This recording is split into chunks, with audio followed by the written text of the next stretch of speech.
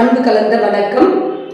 இன்றைக்கு நம்முடைய மொழியோடு பேசுபவள் எனும் வலைத்தளத்தில் காண இருக்கும் தலைப்பு நுட்ப அணி குறித்த விளக்கம்.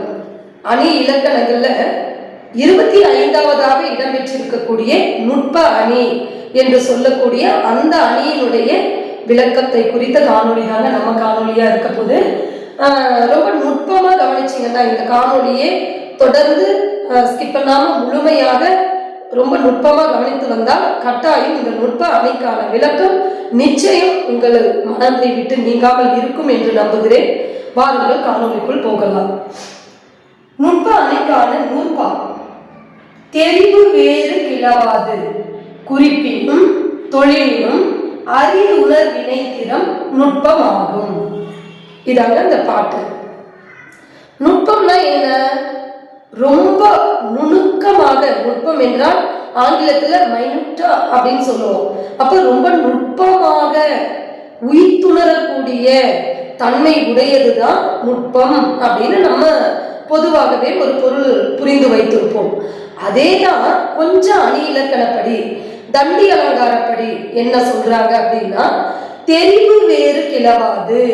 அதாவது ஒரு பொருளை பார்த்த மாத்திரத்திலே, ஒரு நிகழ்வை பார்த்த மாத்திரத்திலே டக்குன்னு அடையாளம் கண்டு கொள்ள முடியாம அதை நுட்பமாக உய்த்துணர்கின்ற பொழுதுதான் அதில் என்ன நிகழும் என்பதை ஆராய்ந்து தேர்ந்து தெளிவு கொள்ள முடியுமா. அப்படி அரிதாக உணரக்கூடிய ஒன்றை தான் நாம் நுட்பம் அப்படின்னு சொல்றோம், நுட்ப அணி என்று சொல்றோம். அப்படிப்பட்ட அணி நுட்ப அணி எந்த திறத்துல நடக்கும் நிகழும் அப்படின்னு பார்த்தா, ஒண்ணு குறிப்பால நிகழும், இன்னொன்னு தொழிலால நிகழும். அதுதான் குறிப்பினும் தொழிலினும். குறிப்புன்னா ஏதாவது அவங்க செய்யக்கூடிய அந்த நிகழ்வினுடைய குறிப்பால் அடையாளம் கண்டு கொள்ளுதல், பொருள் உணர்ந்து கொள்ளுதல். தொழில்னா அவங்க செய்யக்கூடிய செயலினுடைய திறத்தால அறிந்து கொள்ளுதல். அப்போ நுட்பமாக உயிர்த்துணர்வது கூட இரண்டு திறத்தால் நிகழும், ஒன்று குறிப்பாலும் இன்னொன்று செயலாலும்.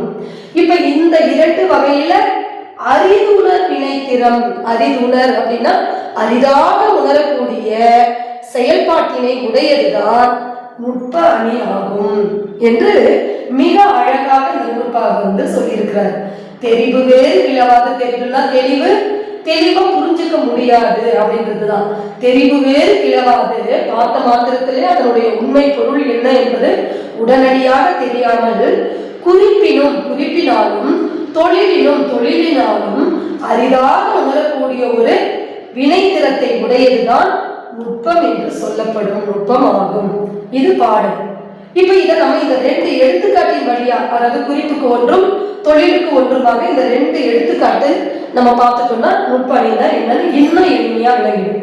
பாருங்க, குறிப்பு நுட்பத்துக்கு நான் முதல்ல எடுத்துக்காட்டு கொடுக்குறேன்.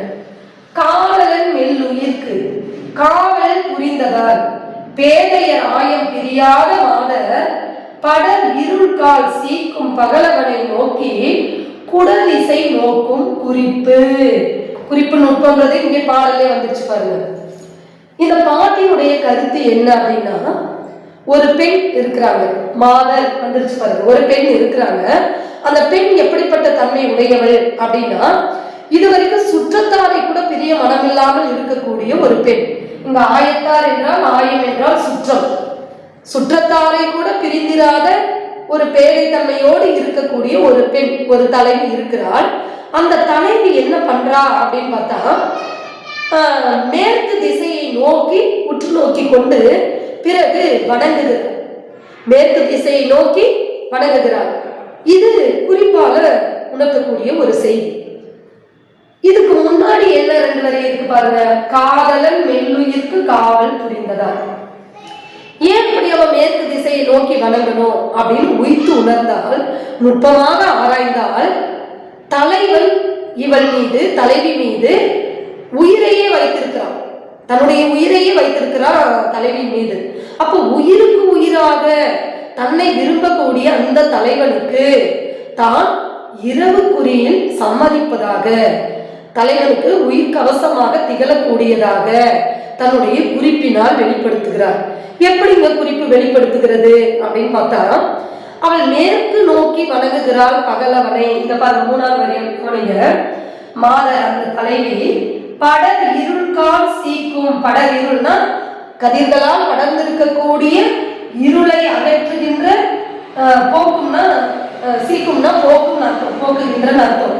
அப்ப தன்னுடைய சூரியனானவன் பகலவன் என்று சொல்லக்கூடிய சூரியன் தன்னுடைய கரங்களால் கால்களால் இருளை அகற்றக்கூடிய போக்கக்கூடிய அந்த பகலவனை நோக்கி பார்த்து குடதிசை நோக்கும் குறிப்பு. மேற்கு திசை, குடதிசை குணக்குன்னா கிழக்கு, குடதிசை அப்படின்னா மேற்கு. மேற்கு நோக்கி அவள் வணங்குகிறாளாம். அப்ப என்ன இந்த 2 வரியில பொருள் நமக்கு தெரிகிறது என்றால், இதுதான் நமக்கு குறிப்பு என்கிற நுட்பமாக செயல்படக்கூடிய இடம். மேற்கு நோக்கியே அவர் வழிபடணும், வணங்கணும். தலைவனுக்கு நான் காவலாக இருப்பேன், தலைவன் உயிருக்கு நான் காவலாக இருப்பேன் என்று சொல்ல வேண்டிய காரணம் என்ன என்றால், தன்னை உயிருக்குயிராக நேசிக்கக்கூடிய தலைவனுடைய உயிரை நான் காப்பாற்றுவேன் என்றால் அவனுடைய ஆசையை நிறைவேற்றுவதற்காக தலைவனுடன் பேசுவதற்கு நான் இரவு குறியில் சம்மதிக்கிறேன் என்று அவளிடத்தில் தெரிவிப்பதாக அந்த செயல்பாடு நிகழ்கிறது. ஏன் இங்க மேற்கு திசைன்னு சொன்ன உடனே இரவு குறின்னு சொன்னோம்னா, சூரியன் பகலவன் காலையில் கிழக்கே உதித்து மேற்கே மறைவான். அப்ப மேற்கே மறைகின்ற பொழுது என்ன பொழுது? மாலை பொழுது. அப்ப மாலை நோக்கி வணங்குகிறாள் என்றால், மாலை நேரத்தை கண்டு சூரியனை வணங்குகிறாள் என்றால், அப்ப இரவு குறிக்கு நான் என்னுடைய தலைவனுக்கு உயிர் கவசமாக விளங்குவேன் அப்படின்னு சொல்லி இந்த பாடல்ல இந்த பகலவன் என்கிற அந்த சூரியனை மேற்கு திசை நோக்கி குறிப்பால் வணங்கிய காரணத்தால் இது நுட்ப அணிக்கு எடுத்துக்காட்டு ஆயிற்று. அதே போல 2வது அணியை கவனிங்க, தொழில்நுட்பம். 2வது நம்ம தொழிலும் படிச்சிருக்கீங்களா, அதனால தொழில்நுட்பத்துக்கு ஒரு எடுத்துக்காட்டு. பாடல் பயிலும் பணிமொழி தன் பனைத்தோள் கூடல் அவாவால் குறிப்புணர்த்தும் ஆடலுக்கு மென்தீ தொடையாளி மெல்லவே தைவந்தால் இன்தீன் குறிஞ்சி இசை.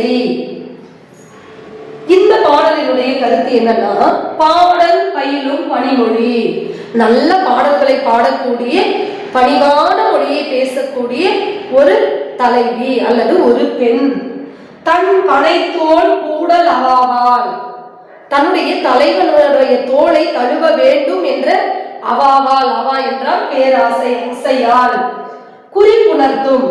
தலைவனுடைய நோக்கம் என்ன? தலைவனை தழுவ வேண்டும் என்பது. இதை அவன் குறிப்பால உணர்த்துறான். எப்படி உணர்த்துறா? குறிப்பால கூட தன்னுடைய தொழில் திறத்தால, செயல் திறத்தால என்ன பண்றா பாருங்க.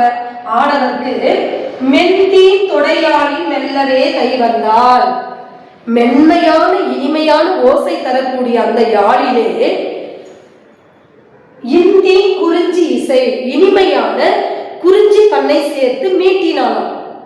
இப்ப இதுல என்ன நுட்பம் இருக்கிறது? தொழில்நுட்பம். பணிமொழி அப்படின்னா பணிவான மொழியை பேசக்கூடிய தலைவியானவர் பாடல் பாடக்கூடியவர். இருக்கிறதுல பாலை பண்ணு இருக்கு, குறிஞ்சி பண்ணு இருக்கு, மருத பண்ணு இருக்கு, எல்லா பண்ணுமே தான் இருக்கு, ஐவகை பண்ணும்.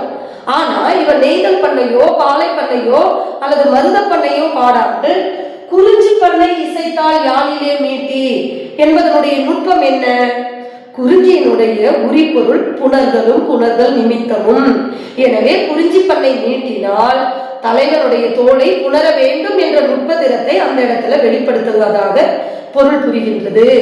எனவே குறிஞ்சி பண்ணை அந்த யாழிலே கொண்டு மீட்டிய ஒரு நுட்பமான செயலால் தலைவிக்கு தலைவனோடு புணர வேண்டும் என்கிற அந்த ஆசையானது வெளிப்படுகிறது.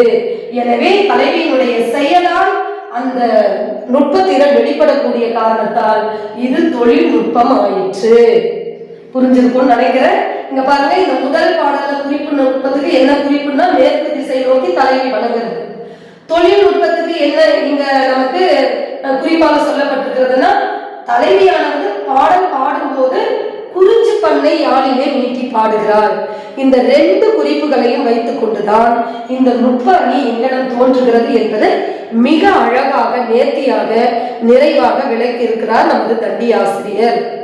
என்ன மாணவர்களே, உங்களுக்கு இந்த காணொளி நல்ல பயனுள்ளதாக இருக்கும்னு நம்புறேன். எல்லாத்துக்கும் மேல நுட்ப அணின்னா இனிமே மறக்காதுன்னு நினைக்கிறேன்.